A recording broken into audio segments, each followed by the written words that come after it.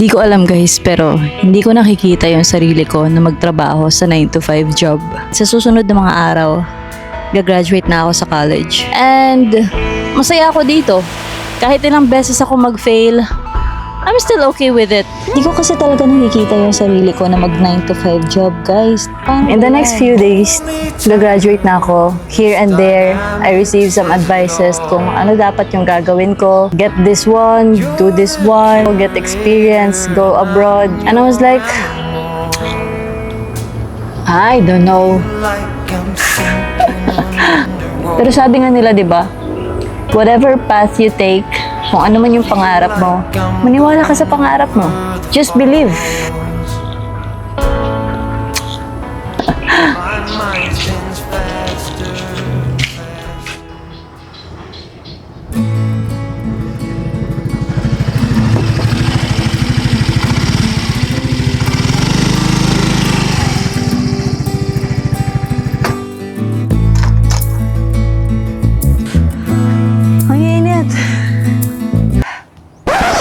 Di ko kasi talaga nakikita yung sarili ko na mag 9 to 5 job, guys. Paano ba yan? Sa mga di nakakakilala pala sa akin, my name is Shara. I am 24 years old, content creator. And sa susunod na mga araw, gagraduate na ako sa college.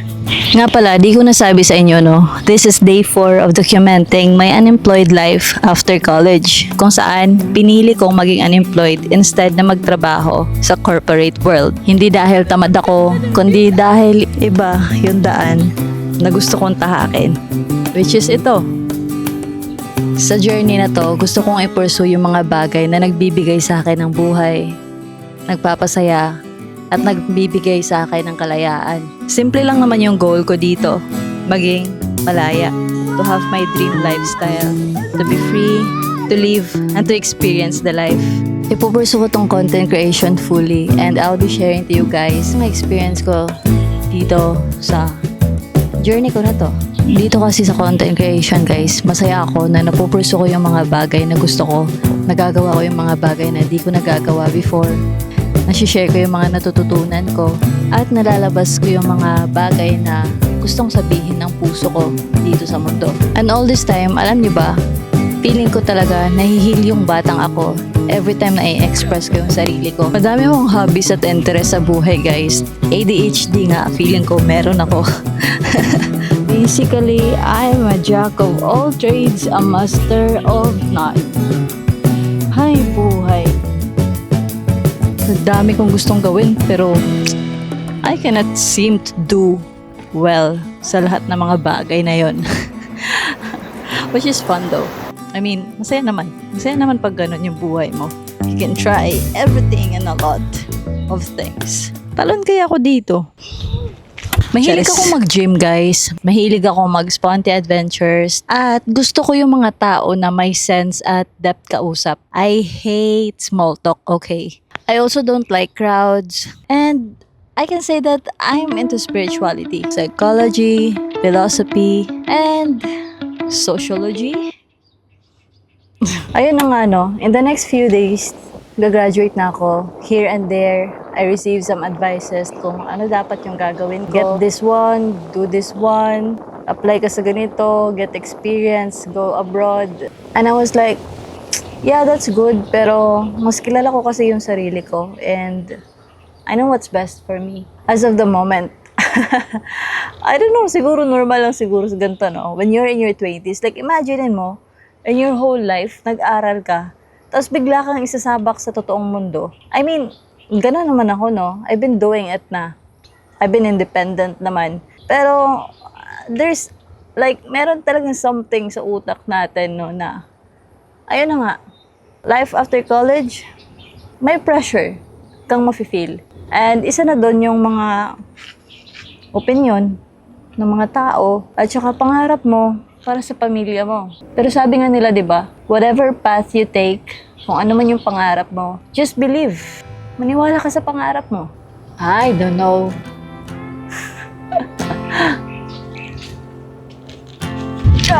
Yeah. So yun na nga, no. Besides, I don't think I have a problem na i-pursue tong content creation kasi I've been doing this for almost 2 years now.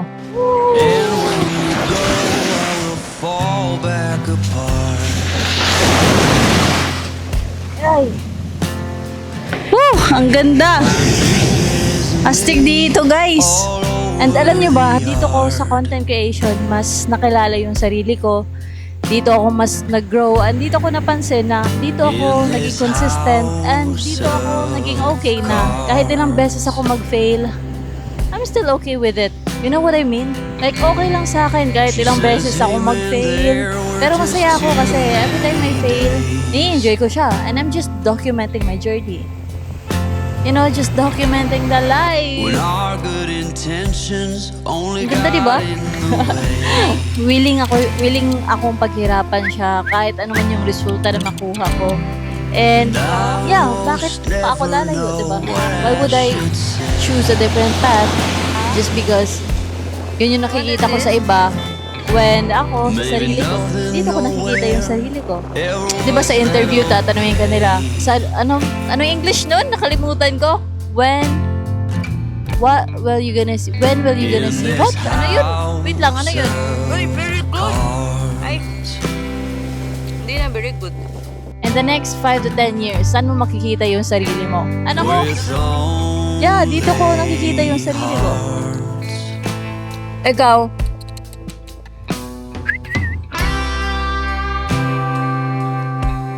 Ay! Ang dami nyo ah. Ang dami nila oh. 4. Kanina ako lang dito mag-isa, tapos andito kayo. Nice. Sa buhay ko ngayon, although I am in my 20s, no? Sabi nila that if you're in your 20s, this is what you should do, career and such. I mean, this is the career that I want and hindi na nagmamatter sa akin yung status, career, pera, fame. Gusto ko lang gawin yung mga bagay guys na align sa puso ko at align sa kung sino ko gustong maging. Diba? Gusto ko yung ginagawa ko, may purpose, may alignment, at masaya ako. Yun naman yung pinaka-importante doon. Purpose, kumbaga, tignan niyo tong puno na to ngayon. Kahit na natumba siya, still, ang ganda pa rin ng ano niya, purpose niya. Nagpadagdag siya ng ganda dito. Woo! Naka-record ba to? Paano kung hindi naka-record to? Eh di, wala. Back to zero. Record ulit. That's the reality of content creation. Pero masaya ako. Kahit ilang beses ako mag-fail, I'm okay with it. I mean, part of this journey din naman guys, no, is monetary din naman, no. Pero kasi, I genuinely believe that it's better to make money out of something na gusto mo talaga yung ginagawa mo. And it shows the real you. I mean, you know, I wanna make money through the things that I genuinely love and really care. Which is ito, documenting my life. Ay, ang ganda ng dagat, oh. Well, anyways, this is just my, sarili ko lang ito pala, no, ng mundo, okay? Ang gusto ko lang naman sabihin, I'm already a mom. Yup, I'm a single parent. Pero, sa susunod ko na lang yun, ikukwento sa inyo.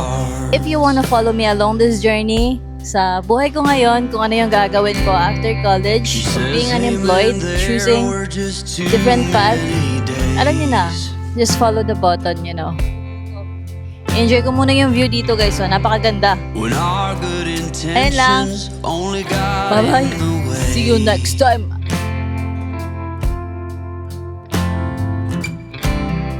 And I almost never know what I should say.